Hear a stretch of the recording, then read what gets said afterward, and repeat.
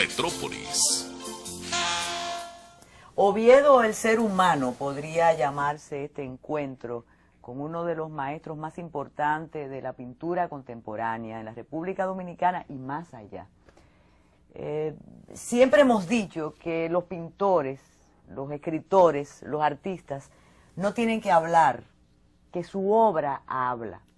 Sin embargo, yo creo que tan intensa ha sido su vida, tan interesante su trayectoria, que es importante que sus contemporáneos y los más jóvenes se enteren de quién es Oviedo, el maestro, y cuánto tuvo que sacrificar, cuánto tuvo que vencer para que el artista se impusiera a la vida de un ciudadano dominicano común y corriente que pudo ser, pero no lo es.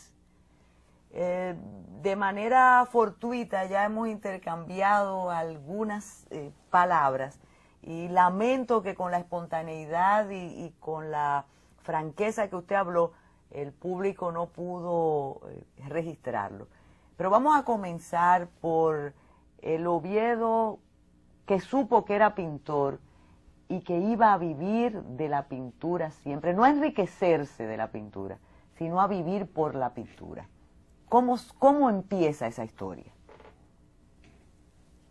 Bueno, desde muy joven yo comencé a pintar. Esa es una vocación muy natural. Prueba de ello es que yo no fui a ninguna academia. La academia que he tenido es la del contorno, es decir, lo que yo puedo ver dentro y fuera del país, porque yo he ido ya muchas veces a otros países precisamente a ver la obra de otros artistas, de los grandes maestros y eso. Estuvimos una vez en el Museo de la Reina Sofía, estuvimos en otros tantos museos más, por ejemplo en París, estuvimos viendo los museos, en las casas donde estos grandes maestros como Picasso y Braque y esa gente se alojaron y que hoy en día son museos donde se exhiben las obras de ellos. En fin, eso fue mi aprendizaje académico, ver mucho aquí mismo, en todas las exposiciones. Yo era un asiduo visitador de todas las exposiciones, no importara quién fuere. Podía ser un jovencito, un hombre ya con algún lugar ganado, con cierta edad, en fin, los que venían de fuera a veces. Yo no fallaba casi nunca y así fui aprendiendo, porque también hay que escuchar mucho. Yo oía mucho al público hablar, yo era todo mirar y oír. Estamos hablando de inicios en una época bastante difícil en el país. Difícil. ¿Cómo pudo usted descubrir su vocación y desarrollarla? Porque me imagino que lo primero, cuando le dijo a la familia que usted quería ser pintor, quizás no lo aceptaban. No ocurrió así, porque mi padre era dibujante, muy buen dibujante lineal, y al contrario me ayudó en algunas ocasiones. Mi madre nunca se metió en eso, lo que indica que yo tuve una plena libertad para hacer todo lo que pude hacer en mis inicios desde niño, sin que no hubiera oposición en mi familia. ¿Quién descubre la primera obra del maestro Oviedo? ¿Quién le dice que eso era una obra de arte y que usted podía vivir de la pintura? Bueno, no le puedo decir, porque todo se fue sucediendo así como tan espontáneo. Yo fui ganando aceptación paulatinamente en las exposiciones colectivas que me fueron aceptando. Siempre se comentó muy bien la obra mía, todo eso me hizo mucho bien, porque eso estimula cuando uno oye decir que el trabajo que uno está haciendo está bien, pero en realidad no hubo una persona, vamos a decir, entendida, que yo pudiera escucharle decir, mire, usted siga, que usted está en el camino de hacer una gran obra. Nadie me lo dijo nunca. Pero después se lo ha dicho mucha gente. Sí, claro, la aceptación misma de la obra me lo deja dicho, porque ahora mismo, como se habla de crisis, son muchos los colegas que no pueden colocar bien sus obras, porque no han logrado todavía agarrar o colocarse en ciertos peldaños que les permita que su obra tenga una salida fluida. Ahora la mía sí. Eso lo digo con toda sinceridad. Yo no tengo problema. Yo hago cualquier cosa que haga en una tela o en cualquier superficie, papel, lo que sea, y siempre tiene acogida. Antonio, ¿cuándo se establece esta relación, esta especie de matrimonio tuya y del maestro Oviedo? ¿Cómo se da ese encuentro y ya no es encuentro, ya es una empresa? Sí, fíjate, yo trabajé en la banca durante 25 años y en 11 países. En una ocasión, en el 20 de diciembre del 95, decidí abandonar la banca por razones personales. Y don Juan Bosch, que era un gran amigo y que visitaba con frecuencia mi casa y yo la de él, un día me dijo, tú lo que tienes que hacer es dedicarte a apoyar el arte, porque tú eres un amante del arte. Y él me puso en contacto con Osvaldo Guayasamín, el famoso pintor ecuatoriano. Y yo dije, caramba, pero si yo voy a estar haciendo un esfuerzo para promover el arte con un ecuatoriano de talla universal como es Osvaldo Guayasamín, debo de hacerlo también por el que yo considere que sea el artista más importante que tenga la República Dominicana. Y ahí contacté al maestro Oviedo, a quien conocía desde antes y a quien le había comprado un par de obras, ¿no? Antes, pues siempre respetaba y admiraba mucho su obra. Y a partir de ahí comenzó nuestro trabajo en conjunto, a donde llevamos las exposiciones del maestro Oviedo a Europa. Llevé al maestro Oviedo incluso en varias ocasiones a Europa, no solamente a exponer, sino también a conocer museos, etcétera. Suramérica, Estados Unidos, en fin, muchísimas partes. Y en ese periodo logramos, por ejemplo, que la Galería de los Uffizi en Florencia, Italia, acogiera un autorretrato de Ramón Oviedo. Ojo, eso tiene una importancia extraordinaria, porque él está en el corredor de Vasari, donde está Miguel Ángel, Leonardo da Vinci, etcétera, que están los autorretratos, justo por encima del Ponte Vecchio, ¿no? También logramos que el gobierno de Francia lo condecorara como caballero en la Orden de Artes y Letras. Logramos algo que poco se ha hablado aquí en el país, y fue que él hizo el afiche de la Expo Fleur. La Expo Fleur, que es la feria más importante de flor de Francia, que se celebra una vez al año. El primer afiche lo hizo Picasso. Y siempre han sido maestros universales los que ellos han escogido. Y Ramón Oviedo es el primer pintor de América, norte o sur, que ellos escogen para un afiche de la Expo Fleur. También logramos en esa época que el Pequeño Larousse incluyera al maestro Oviedo, que es el único artista de la plástica dominicana que figura en el Pequeño Larousse. Y que el Congreso lo declarara maestro ilustre de la pintura dominicana. En fin, logramos infinidad de cosas, dando a conocer la obra del maestro Oviedo, que era mi compromiso a nivel no solamente nacional, sino a nivel internacional. ¿Cómo se siente un artista con un representante, sobre todo en nuestro medio, que no es usual tener un representante? El artista trabaja, crea, inventa y después tiene que mercadear sus obras. No tenemos la costumbre de tener un representante. Claro, que se siente bien.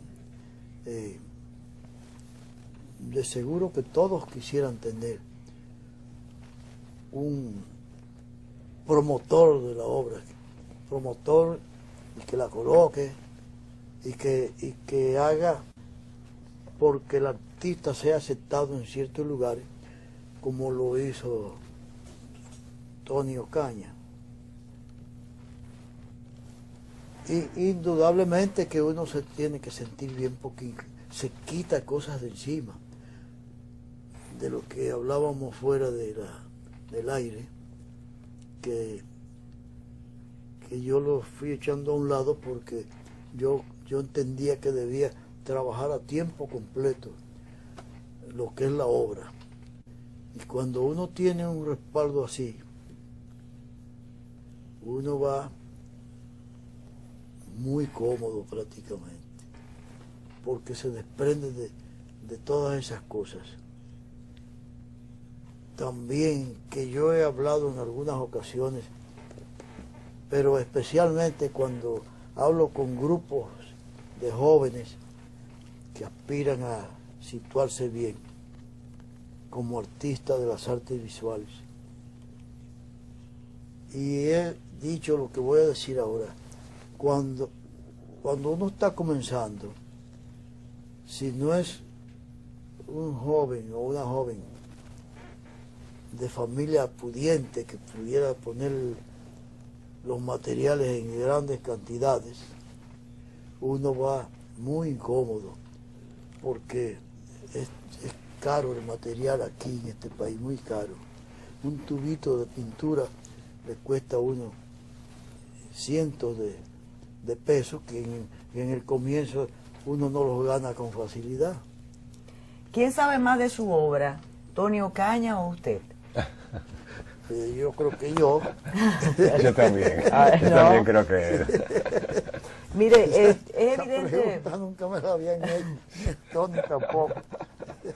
No, porque Tony ya ha incorporado su creación y Tony habla de usted como si fuera usted mismo. Sí, claro.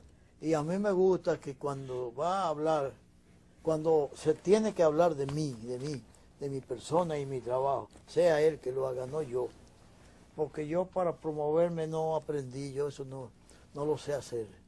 Y mire que yo soy publicista, Claro. de profesión. Pero para yo promover mi trabajo no sirvo, yo no sirvo. Ese es un tema que vamos a tratar, esa etapa de publicista. Usted podría dividir su obra. Hay una etapa impresionista, una etapa expresionista, está la parte azul del maestro Oviedo, la parte de los autorretratos, la parte de los paisajes. Eso usted lo va a decir cuando regresemos.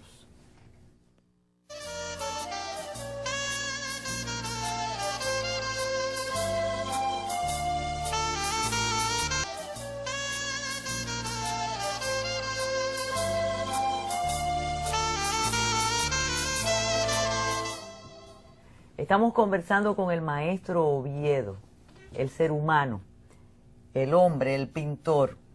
Esa etapa de publicista suya, maestro, indica que había que repartir el tiempo, que no siempre con la pintura se podía vivir. Usted podía vivir de la pintura y del trabajo de publicista. Cuando yo era publicista, cuando yo me dedicaba a trabajar en las agencias de publicidad que yo trabajé, que donde trabajé más tiempo fue en esa que se llamó FENI, del difunto Brinio Díaz. Yo no podía contar con que podía vivir de la pintura, porque no era fácil vender un cuadro en esa época. Yo recuerdo que los que iban delante vendían un cuadro y lo vendían en 2, 3, 400 pesos, que era lo que pagaban entonces. Podían hacer una fiesta, lo declaraban fiesta porque no era fácil. Entonces yo tuve que vivir de dibujo publicitario, que fue algo que yo caí ahí después de pasar por una serie de cosas que yo hice. Por eso yo he dicho, y lo digo con seguridad de que lo que voy a decir ahora, y lo he dicho en otro momento, es lo cierto. No hay un pintor dominicano que haya pasado por el sedazo que yo he pasado. Y no fui a la academia, porque yo fui pintor de rótulos en la calle, con un cajoncito y cuantos potecitos de pintura y unos pinceles para que me llamaran a hacer un rótulo allí y otro aquí. Después fui dibujante cartográfico. Yo estuve en la cartografía 12 años. Yo fui a especializarme a Panamá, a la escuela que tenían los americanos en la zona del canal. Ese era un espacio que le llamaban el punto 4, donde iban de distintas actividades de la cartografía, distintas áreas, ¿no? Y yo fui a especializarme como dibujante cartográfico ahí. Y luego de eso, de estar ahí 12 años, porque yo tengo 85 años. No, no, eso es mentira, pero yo no lo... El tiempo me ha dado... Yo no le voy a faltar el respeto, pero eso es mentira. Maestro, en inglés dicen, por ejemplo, 85 years old. Sí. Yo siempre he dicho, cuando hablo en inglés sobre usted, digo, he's 85 years young. Claro. Yo no entiendo de que inglés usted es nada. 85 años joven, no viejo. Bueno, lo que yo quise decir con esto de la edad es que el tiempo me ha dado para hacer las tantas cosas que yo hice. Yo después de pasarme 12 años, oiga bien, en la cartografía, y ahí están mis trabajos que quiero que alguna vez me permitan mostrarlos al público, porque a mí se me tituló La imprenta humana ya en Panamá, porque yo tenía un pulso extraordinario y una vista muy buena y paciencia. Ahí hice unas letras que parecían hechas con morde, diminutas, pequeñitas. Ese es un trabajo para Tony Ocaña, hacer esa exposición. Sí, sí, sí. Entonces, después de eso, después de estar 12 años ahí en esa oficina, el Instituto Cartográfico que existe, el Instituto de la Universidad, ¿no? Que es mismo. De ahí paso a trabajar en una agencia de publicidad que se llamó Fénix, de Brinio Díaz, y ahí tuve yo 12 años también trabajando. Ya son 24 nada más que en esos dos lugares, aparte de otras cositas que yo hice que las brinqué. Sí, porque yo daba servicio a un señor que ya murió hace muchos años, hermano de Franklin Domínguez, que se llamó, bueno, él tenía una imprenta, y yo le hacía a él unos dibujitos y unas caricaturas allá cuando la guerra mundial, para él usarlas en un periodiquito que él hacía. Después trabajé con un señor que se llamó Peguero, hijo, así se firmaba él en el periódico, que se ocupaba de llevar anuncios que él preparaba y yo le hacía las ilustraciones. Y él lo llevaba al periódico, me pagaba mi dibujito a mí y él ganaba por colocarlos. Después trabajé a muchas empresas, como trabajé a la Cervecería Nacional Dominicana, trabajé como rotulista, no como empleado. Y trabajé para la Casa Brugal, yo le hacía los letreros, trabajé para la Texaco, yo era que le ponía esos nombres, esos rótulos grandes en los tanques y la estrella atrás. Y así, si sigo diciéndole, Máximo Gómez Pello le hacía los letreros. Son muchas las empresas porque me preferían, porque yo desde temprano lo hice bien y fui muy puntual, muy serio en mi trabajo.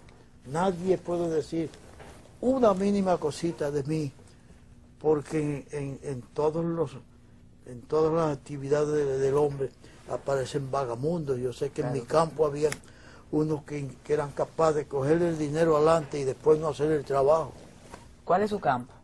La pintura, quiero decir. Yo pensé que donde nació en ese campo. No, me refiero, claro, me refiero a cuando era pintor de rótulo, cuando era rotulista. Sí. ¿Cuál fue su primera exposición? ¿Dónde fue su primera exposición? Yo participé en una colectiva como por primera vez en una que se celebró en el sótano del edificio Vaquero, donde presenté 5 retratos de amigos y de las esposas que entonces tenía en esos días, porque yo me divorcié y tengo otra esposa. Entonces, ahí yo recibí un gran impulso de la crítica. Los dos críticos número uno del país, Manuel Vade Pérez, un español que vivió aquí, un periodista, y Contín Eibar. Los dos, después de la exposición, hablaron maravillas de mi trabajo. Me presentaron como un gran retratista, y con mucho poder para seguir haciendo una gran obra.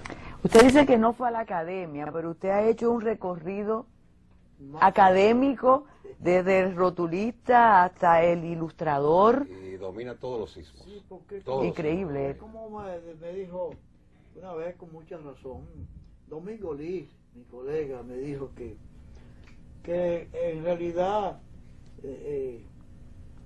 yo tuve academia, lo que no fui yo a un determinado lugar a recibir enseñanza. Tenemos que hacer una pausa. Regresamos con el maestro Oviedo.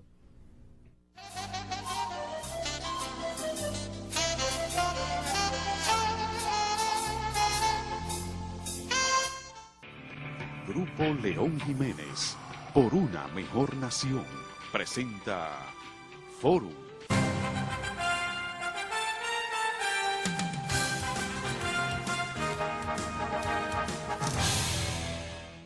Y estamos en Fórum, gracias a nuestros patrocinadores.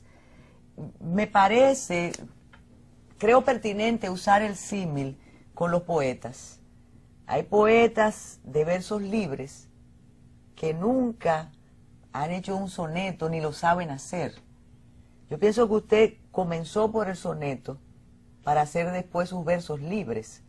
Y eso es academia. Eso es escuela. Eso es escuela, claro. Cuando usted menciona el retrato, y lo tengo aquí en la agenda, sus autorretratos. Se ha escrito mucho acerca del pintor que se autopinta, que se autorretrata. ¿Usted lo hizo por decisión, por necesidad o porque se enteró que grandes pintores lo habían hecho? Tiene de todo eso un poco, ¿sabes? Porque yo nunca he cobrado, como dije, por hacer un retrato a nadie. Nunca he cobrado, ni los comienzos, ni después, más adelante. Yo le hice a Timo Pimentel uno, le hice uno a José Cetero, le hice un retrato a Efraín Castillo. Que está en la casa de Efraín Castillo. A la mamá de este señor Nandi Rivas. Y muchos retratos que ahora tendría que forzar la memoria, porque muchos, desde que yo era un muchacho, yo hacía retratos a lápiz, a crayón, y para mí era un placer que se me sentara una persona ahí y yo dibujarla y luego regalárselo. Por eso de que nadie me ha pagado a mí un centavo por hacer un retrato, eso es cierto. ¿Y cuándo decide hacer su autorretrato que estamos viendo en pantalla?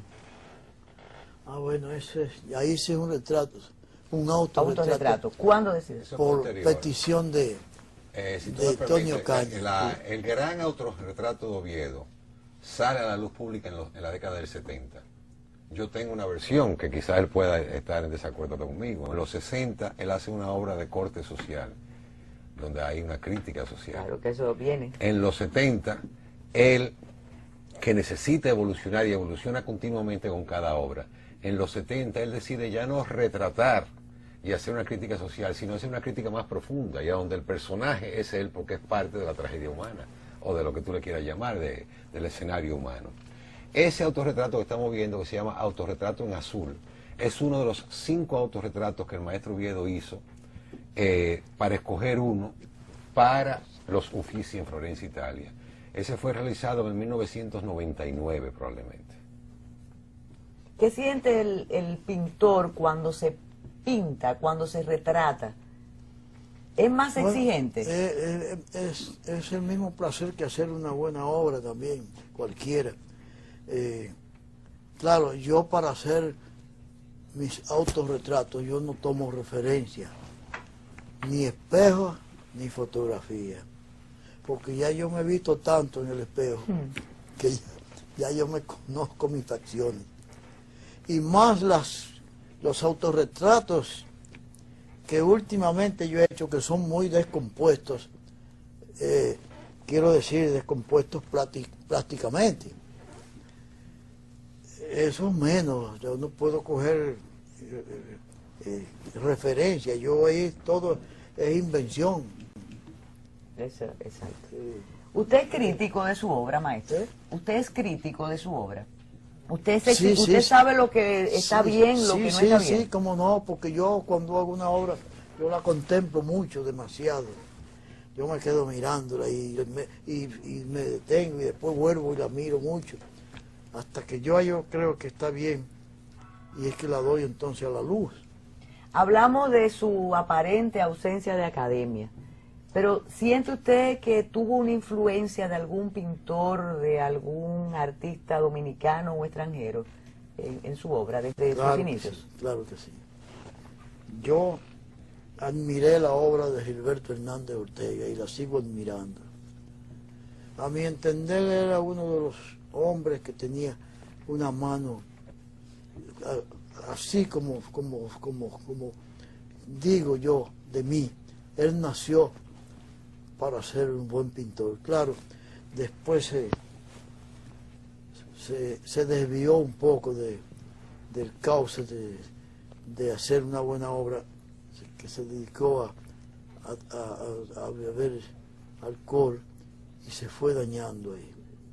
Se fue dañando hasta que perdió esas cualidades a los últimos años, ya no podía hacer nada. No era tan viejo, porque él murió creo que de 53 años, pero ya el alcohol le había comido las neuronas, yo creo. Sí, una vida muy trágica. Maestro, hablemos del artista y el compromiso. Eso se ha discutido siempre. Usted ha sido un hombre de compromiso social. ¿Cree que es una obligación para el artista tener un compromiso, o cree que es tan válido no tenerlo como asumirlo? Es tan válido el no tenerlo, porque no es cuestión de imposición de nadie que un artista tenga que hacer obra de corte social. Eso lo decide el artista. Y para mí, lo importante es que la obra esté bien hecha, no importa el tema. Para mí el tema es secundario. Refiriéndome al logro plástico de la obra. Tiene que, una obra para catalogarse como una obra de arte, tiene que tener muchas cosas que no todo el mundo sabe verlas ni exigirlas en un cuadro, porque es que se da el caso de que los colores y una serie de garabatos que se hacen impresionan a los profanos y dicen qué bueno está eso. Está bueno nada. Eso está cargado de errores y le falta esto y le falta lo otro. Tony, con tu experiencia con el maestro y con el arte, ¿qué convierte a un pintor en clásico? El tiempo, y que sobreviva. En el tiempo, quiero decir, que sobreviva en el tiempo. Para mí Picasso ya es un clásico, ya dejó de ser un pintor contemporáneo. Quizás quise hacerlo más nuestro, más aquí, porque obvio que sabemos lo que la categoría de clásico en el cine, en la poesía, en la pintura. El maestro Oviedo es un clásico dominicano. Lo es. ¿Crees que porque es uno de los mejores? Mira, ¿O por la permanencia? Eso es lo que quiero plantear. Yo creo que Oviedo es un clásico, y no solamente República Dominicana, ojo. A mí Osvaldo Guayasamín me dijo en reiteradas ocasiones que Ramón Oviedo era, en su opinión, el mejor pintor de América Latina. Eso me lo dijo en varias ocasiones. Vivo, de los vivos, hablaba. Ramón Oviedo para mí es un clásico porque es un hombre que tiene una obra conocida de más de 40 años. Digo conocida porque la obra antes del 62-63, cuando hizo esa primera participación en la colectiva, Oviedo venía pintando. Yo conozco obras de los años 40 y 50 de Oviedo y desde antes. Y realmente un artista extraordinario. Pero él es clásico porque es un artista que ha mantenido una línea de calidad en cada obra, de superarse en cada obra. Y cuando nace un Oviedo, nace clásico. No sé si yo me he sabido expresar. O sea, es que nace un clásico, porque es que una obra de tratamiento clásico, es una obra de cuidado clásico, es una obra que aunque sea contemporánea, es de por sí clásica. Se ha dicho mucho, y esto es para los dos,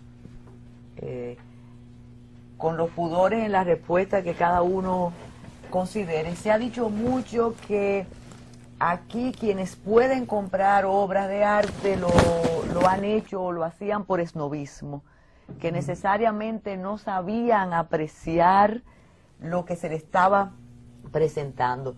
Sin embargo, bueno o malo, eso ha permitido que muchos pintores no solamente vivan, sino que se conviertan en clásicos. Yo te quiero responder eso. Dije que con el pudor que amerita, sí, pero es una realidad. No sé quién... Yo me voy a tomar la libertad, maestro, de ir adelante, y sin pudores. Hay un gran problema con la obra de Ramón Oviedo.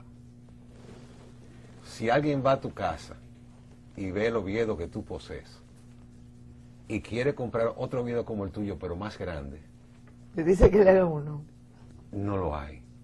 Porque es que cada Oviedo es una pieza de museo y es totalmente diferente. Aquí, desafortunadamente, el 90% de los que se llaman artistas de la plástica, que en mi opinión están muy lejos de ser artistas de la plástica, lo que hacen es que reproducen el mismo cuadro miles de veces para complacer una demanda. Pero es verdad que tú respondiste, en serio. Tú me preguntaste en serio, yo creo. Maestro, ¿le ha pasado? Porque esto es... pero esto no, a esta hora muchas personas están durmiendo, o sea que no hay. Por la mañana están tomando café.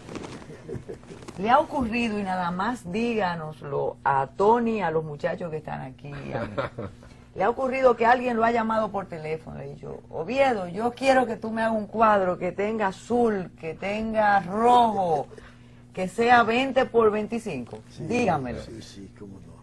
Sí, cómo no. Hoy han ido a mi taller y yo le digo, venga, ahí están los pinceles, la pintura y todo. Ah, sí. Pero me ha pasado peor todavía. Hágalo. Gracias, porque yo pensé que usted iba a decir, sí, se lo he hecho y he ido a colocárselo encima del sofá marrón. No. ¿Pero le ha pasado? Sí, incluso no Sí, de cuadros, de como... murales. Sí. Para grandes residencias. Claro. Que él ha dicho que compren la tela, la pintura, la brocha y que pinten lo que ellos quieren. Pero entonces eso define, eso avala más Eso. la condición de artista per se Yo, que yo tiene. a pesar de que les respondo de esa manera, yo los perdono porque son profanos, totalmente profanos. No conocen ni siquiera lo que es el respeto al artista.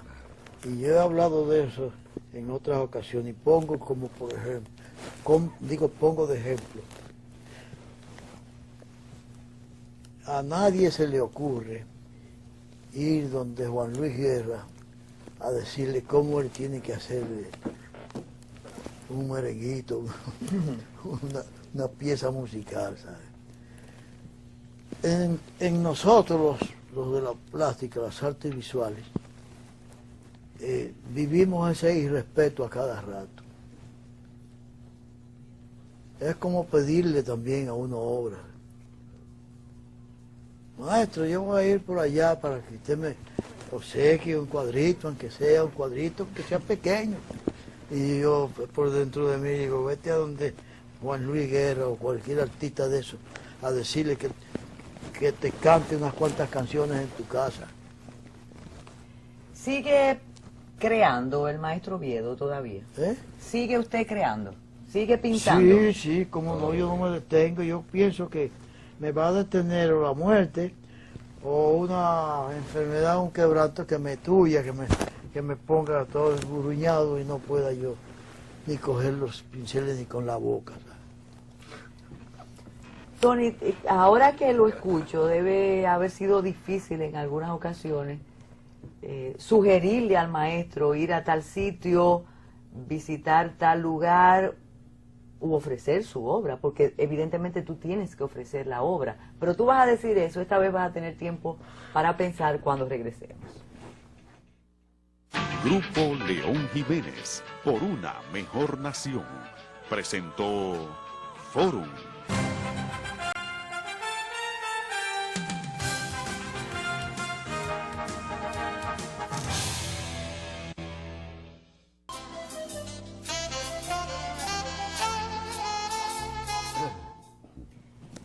Tony Ocaña, ¿cómo lo vendes? ¿Es fácil? ¿O tú ofreces lo que él ha hecho y tú lo llevas a las galerías, lo ofreces a las personas que quieren, que están interesadas en una obra de Oviedo y tienes su consentimiento o a veces tienes que convencerlo? Mira, vender la obra de Oviedo es muy fácil para aquella persona que tiene cultura, que tiene sensibilidad y que por supuesto tiene el poder adquisitivo. Venderle Oviedo es muy difícil a la persona que le falta la cultura o la sensibilidad, independientemente de la cantidad de dinero que tenga. Pero ya tú estás determinando un mercado. Exactamente. Y no te interesa ese con esas características. Exactamente. Maestro, ¿usted pensó alguna vez, mientras estaba en Panamá, usted pensó que dentro de unos años o con el correr del tiempo sus obras iban a ser una de las mejor pagadas, de las más cotizadas en el mercado del arte regional? Yo no pensé en eso, pero sí siempre llevaba la inquietud desde muy temprano. En los tiempos que yo pasé por todo eso que yo conté ahorita, a mí nunca se me desprendía de la mente el que yo iba a pintar, y a pintar bien. Ahora, que iba a tener acogida y que la obra mía se iba a situar en determinados lugares importantes, eso no. Pero siempre el artista desea que eso se dé, porque el que dice que no es un hipócrita, ¿verdad?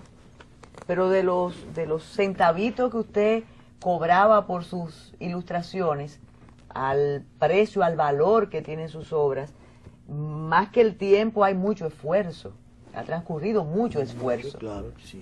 Claro, ¿Quién comenzó a valorar sus obras con dinero? ¿Quién dijo el precio que tenía que tener su obra a sus inicios, después de aquella exposición de los 60? Hubo un momento en que la obra se estaba vendiendo a 2 y 3 mil pesos y 4.000, llegó a 5.000, por ahí 6.000, y no pasaba de ahí, que estaba como una cuesta de jabón. Y en esos momentos, por diligencia de Efraín Castillo, el señor Isali comienza a interesarse por mi obra y empieza a recoger toda la obra que hay dispersa en poder de la gente que muchos ni sabían lo que tenían entre manos. Yo contribuí mucho a que esas obras que estaban así, él las adquiriera, porque pensé que en manos de él estaban mejor que en manos de esas personas, como un caso de un retrato que yo hice. Y los esposos, porque un retrato a la esposa yo le hice, lo tenían detrás de una nevera, cogiendo humedad y todo eso. Yo me valí de decir, préstemelo para yo limpiarlo y retocarlo un poco, y se lo quité. Después que lo limpié bien eso, hice que ellos se lo vendieran a Isali. Isali tiene esa obra. Y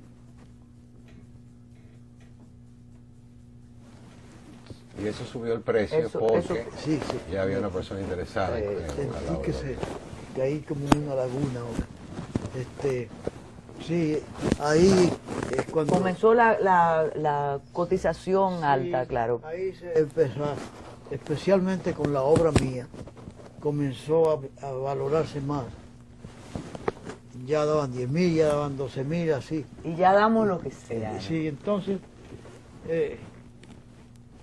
después comenzó todo el mundo, ya no era Isaí solamente. Maestro, se piensa que el pintor, que el artista, es una persona de vida disoluta, que tiene que parrandear todos los días, que tiene que beber, que tiene que tener una vida desordenada para que las musas le acompañen. Yo no creo en eso. No, yo no creo que eso sea así. Y mire, yo me doy mis tragos, yo bebo vino y eso, pero no lo hago con esa finalidad. Pero usted cree en la disciplina. Yo creo en la disciplina. La disciplina que emplea uno en su trabajo, de ir todos los días a su taller, a hacer algo, pintar algo, y tratar de que la obra cada vez sea mejor.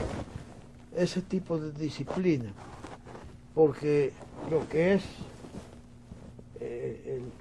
que ya yo no sé si se le puede decir disciplina, hay el orden en el taller, y yo soy un pintor completamente anárquico. Yo no tengo, como yo tuve la oportunidad de ver en el taller de un colega, hasta plantas bonitas en su taller, porque yo no puedo hacer eso, porque yo trabajo con brochas grandes y tiro y puedo embarrar lo que hay alrededor. Por eso tengo siempre todos los cuadros que ya están más o menos avanzados, volteados a la pared. ¿Quién enseñó a evaluar la calidad de los materiales? Usted que es autodidacta, ¿cómo supo escoger el lienzo adecuado, el color, la textura, la calidad de sus materiales? Hay cosas, yo lo he explicado en algunas ocasiones, a manera de hablarle a la juventud. Hay cosas que son sentidas. Es decir, usted toca un pincel. Yo sé cuando un pincel me puede servir para hacer determinadas líneas y cuando no me sirve. Y la pintura, por el espesor de la pasta, uno sabe para qué le puede servir y para qué no. Por eso el artista muchas veces mezcla para ponerla más espesa, o no la mezcla para que le corra más suave. ¿Usted cree que Oviedo es el mejor pintor contemporáneo del país? Bueno, yo esa pregunta... Yo la respondo. No, pero déjame ver qué va a decir. Porque, Él no va a querer. Esa pregunta, volviendo a mencionar al colega difunto Gilberto Hernández Ortega, él se autotitulaba el mejor pintor dominicano. Y yo lo oí decirlo eso. que como usted lo admira. Y yo, sí, yo decía así, como yo lo admiraba y decía, empiezo, consideraba que estaba bien dicho por él, y ahora yo también lo digo, yo soy el mejor pintor dominicano. Conseguí lo que Te quería. felicito, Conseguí te lo que felicito. quería. Es la primera vez que lo dice en público. Hubo, porque aquí se podía quedar esto. Ahora que me lo rebata cualquiera que quiera, si quieren en un panel donde quiera, vamos, y vamos a presentar las obras. Y vamos a presentar el background de cada pintor, porque ahí que está la cosa. Ahora mismo se está dando una situación que yo no quería hablar de eso, pero le voy a tocarlo porque ya que hablamos de este otro. Hay un grupo de personas, jóvenes y no jóvenes, que están como, son como en ese canibalismo así, que quieren apiar el que está para subir ellos. Y son así, trabaje duro, métase en su taller, haga una obra que salga precisamente de la concentración y dedicación que usted le aplique. Pero no cree que usted se va a subir en un peldaño que hay otro artista, apiarlo para usted subirse así porque sí. Eso no es así. Eso se está dando ahora mismo en los centros donde se exhiben las obras, como en el Centro León Jiménez, en el Centro en el Museo de Bellapar, en la Galería de Arte Moderno, en el área de la cultura. Ahora mismo, en la misma Feria del Libro, ustedes que se agrupan para ellos hacer exhibiciones y ni siquiera por asomo invitar a los pintores que lo pueden escuchar. Porque es una forma de creerse que van a llegar, pobrecitos, yo digo para mí adentro siempre, qué equivocados están. Una entrevista para la historia, Antonio Caña. Maestro, gracias, de verdad que sí. Buenas noches, buenos días.